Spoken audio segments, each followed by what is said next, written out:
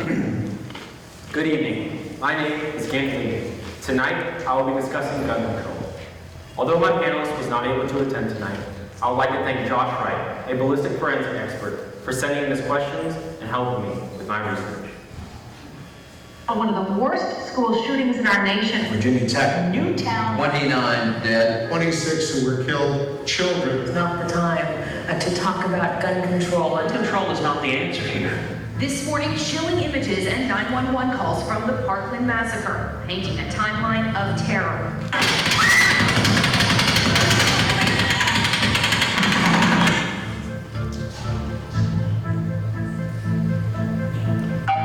More shots fired, additional shots fired.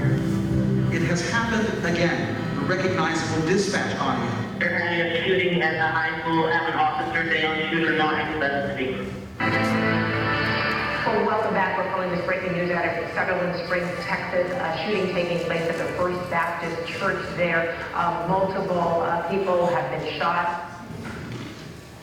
For much of his young life, Devin Kelley had been troubled. In high school, he had a lengthy disciplinary record of 7 suspensions. A former high school classmate described him as an outcast, but not a loner, who was popular among other outcasts. After graduating high school, Kelley enlisted in the United States Air Force and got married. A year into his marriage, he was charged with assaulting his wife and fracturing his toddler's skull. After making death threats to his superior officers who charged him with assault, he was admitted to a mental health facility in New Mexico. Shortly after his release, Kelley was brought before a court-martial on 4 charges: assault on his wife, aggravated assault on his stepson, pointing a loaded gun at his wife, and threatening his wife with an unloaded gun. Kelley pleaded guilty to the assault charges on his wife and stepson, and because of his plea, the weapon charges were dropped. He and his wife divorced, and he was then sentenced to 12 months of confinement and a reduction in his military rank. In 2012, Kelley was dismissed from the Air Force with a bad conduct discharge. After being discharged, Kelley remarried and lived with his new wife in Colorado. His wife wrote that, for a year, he slapped her, choked her, kicked her, waterboarded her, and held a gun to her head. Kelley left his estranged wife and moved back to his hometown in Texas. While back home, Kelley attended a festival at the First Baptist Church at Sutherland Springs. He wore all black and acted very strangely, which drew the eyes of 2 parishioners. Less than a week later, Kelley went to Academy Sporting Goods, where he asked for 2 things: the most technologically advanced weapon on the market, and the one with the highest magazine capacity, which was exactly what he received.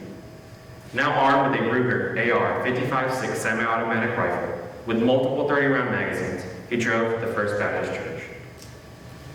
When he arrived, he entered the church shouting, "Everybody dies," as he proceeded to fire approximately 700 rounds in 11 minutes, killing 26 people, including men, women, children, and an unborn child. All it took for Devin Kelley to commit this horrific mass shooting was to make the short drive to the Academy Sporting Goods, purchase the deadliest rifle he could, then head to the First Baptist Church. While there are several ways to define mass shooting, for the purpose of this presentation, the definition of mass shooting will be given by the Gun Violence Archive, which is when 4 or more people are shot or killed in a single incident not involving the shooter. Over the past decade, our nation has experienced the 5 deadliest mass shootings in America: Las Vegas, Nevada; El Paso, Texas; Newtown, Connecticut; Sutherland Springs, Texas; and Parkland, Florida. When one examines the victims of these mass shootings, it leads to an obvious question: why were these mass shootings so deadly? There are many factors that contribute to how deadly a mass shooting is. For example, the number of people present, how quickly first responders arrive, if there's an armed civilian near, and many more. However, there are 2 prominent factors that seem to determine how deadly a mass shooting is: the weapon used and the magazine size of that weapon. In the 5 deadliest mass shootings listed earlier, all the shooters used what is called a high-velocity rifle and a high-capacity magazine. There is not a definite answer as to what a high-velocity rifle is, but for this presentation, rifles with velocities ranging from 2,000 to 3,300 feet per second will be considered high velocity. High-capacity magazines also do not have a set definition, but for this presentation will be considered magazines capable of holding more than 10 rounds. It's important to note that while many standard bolt-action rifles have velocities of nearly 3,000 feet per second, I am not in favor of banning hunting rifles. While hunting rifles can be very lethal, their lethality is restricted by their internal magazine of 3 to 5 rounds, as well as the bolt-action feature, which restricts how fast you can fire.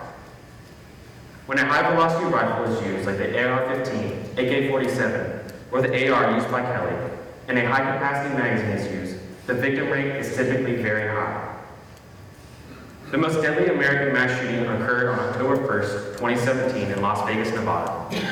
Stephen Paddock, age 64, armed with many rifles, including 11 different styles of AR-15s, all equipped with 100-round magazines, killed 59 people and injured 413 others. The fact that Stephen Paddock acquired all these weapons and magazines legally should outrage Americans. The Second Amendment gives citizens the right to bear arms. However, Stephen Paddock greatly abused this right. There's simply no reason for any citizen to have an AR-15, especially with a magazine capable of firing 100 rounds. In the words of Rick Vasquez, a retired firearms officer and trainer for the federal government, a 100-round drum magazine is too heavy to make it useful for law enforcement or for self-defense, and it is not needed for hunting. Even when the shooter does not have a 100-round magazine, death toll is still very high. Take the Orlando shooting at Pulse nightclub, for example, where 29-year-old Omar Mateen, armed with a legally purchased Sig Sauer MCX military-style rifle with a standard 30-round magazine, killed 49 people and injured 53 others. It is important to note that the rifle used by Mateen was called the Black Mamba in the military and was developed at the request of the U.S. Army Special Operations Force. Why is it that a rifle designed for some of the best trained soldiers in our military is now legally available to the public? A common argument to refute banning high-capacity magazines is that the gunman can simply reload and resume shooting with a legal magazine. However, in shootings, any brief pause of the gunman can be the difference between life and death. In the case of the Dayton, Ohio shooting, where Connor Betts, armed with an AR-15 style pistol equipped with a 100-round drum magazine, fired 41 shots in less than 30 seconds, killing 9 people and injuring 17 others. Whether or not a shooter reloads can be the single deciding factor between life and death.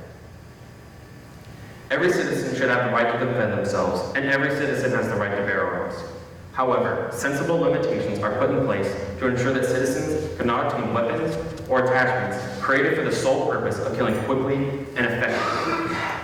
For example, it is illegal to possess a sawed-off shotgun that has a barrel length fewer than 18 inches. Sawed-off shotguns can be especially dangerous because the ammunition is propelled faster than it would be if the barrel was complete. In addition, sawed-off shotguns are easy to conceal, which makes them extremely dangerous for law enforcement in certain situations. Many Americans do not protest banning sawed-off shotguns as an infringement of their Second Amendment rights. Instead, Americans recognize that these shotguns are far too dangerous and unnecessary for civilians to own. In the same way, Americans should acknowledge that high-velocity rifles, which are far more powerful than sawed-off shotguns, and large-capacity magazines are too dangerous to be allowed in the citizens' hands. Powerful is a subjective term, and deciding which rifles are too powerful can be tricky. One way to define powerful is to consider the lethality of the weapon, which includes the magazine capacity, the damage it causes, and its maximum range. Dr. Jeremy Cannon of the University of Harriman School of Medicine has witnessed firsthand the damage a powerful high-velocity rifle can inflict. He says, "The tissue destruction is almost unimaginable. Bones are exploded. Soft tissue is absolutely destroyed. The injuries to the chest or abdomen, it's like a bomb went off. If a bullet hits an arm or a leg, the limb often hangs at an unnatural angle. Such victims can need dozens of surgeries for many months." Dr. Martin Schreiber, a general surgeon at Oregon Health and Science University, says, "What makes injuries from these rifles so deadly is that the bullet travels so fast. Those from an M16 or AR-15 can depart the muzzle at a velocity of more than 3,000 feet per second, while bullets from many common handguns move at less than half or a third of that speed. The result? The energy imparted to a human body by a high-velocity weapon is exponentially greater than that from a handgun. You will see multiple organs shattered. The exit wounds can be a foot wide. I've seen people with entire quadrants of their abdomen destroyed.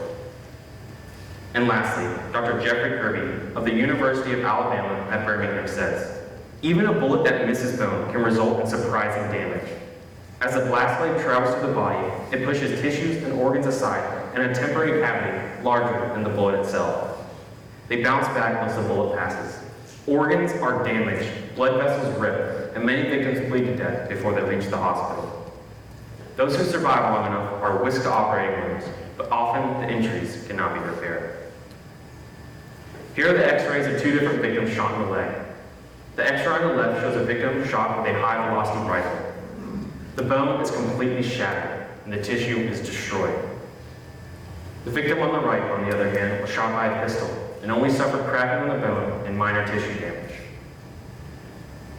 The second factor that determines if a high-velocity rifle is too powerful is the magazine capacity. Only 10 states currently limit magazine capacity to 10 or 15 rounds per mag. According to Everytime Research, states with restrictions on magazine size experience shootings at less than half the rate without states with restrictions. And Dr. Michael Siegel, a researcher at Boston University, states, whether a state has a large capacity magazine ban is the single best predictor of the mass shooting rates in that state. An Everytown original analysis of mass shootings from 2009 to 2017 revealed that, of the incidents with known magazine capacity data, 58% involved firearms with high-capacity magazines.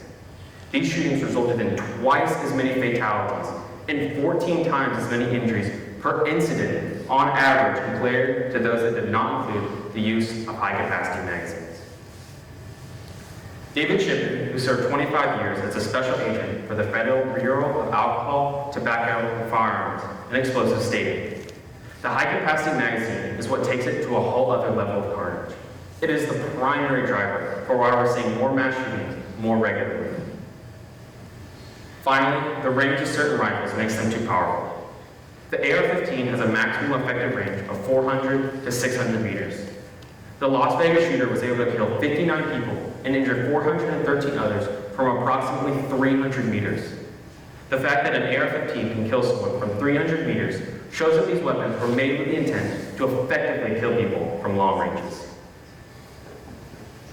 The Second Amendment is a fundamental right given to all law-abiding citizens in our country. I strongly believe in citizens being armed and defending themselves. However, with citizens being armed with high-velocity rifles and high-capacity magazines, they have the power to become killing machines. Imagine if our founding fathers were to look at our society today. Would they approve of Stephen Paddock with his 11 AR-15s, all with 100-round magazines? Or of Devin Kelly bringing his latest military rifle to a church service? Or of Adam Lonzo taking his rifle to his local elementary school? The limitations on American rights is not a new idea. The First Amendment gives citizens the freedom of speech. However, the Supreme Court prohibited speech that included threats against the president and false advertising. These limitations are exactly what the Second Amendment needs. Not to completely do away with the amendment, but to put the restrictions on the rifles and magazines that cause such great harm. The desire to restrict these weapons and magazines should not be seen as an attempt at political gain, but a desire to fulfill a commandment given by Christ. In Matthew 12, Christ commands us to love God and to love our neighbors as ourselves. It is within this commandment that the desire to restrict these weapons form.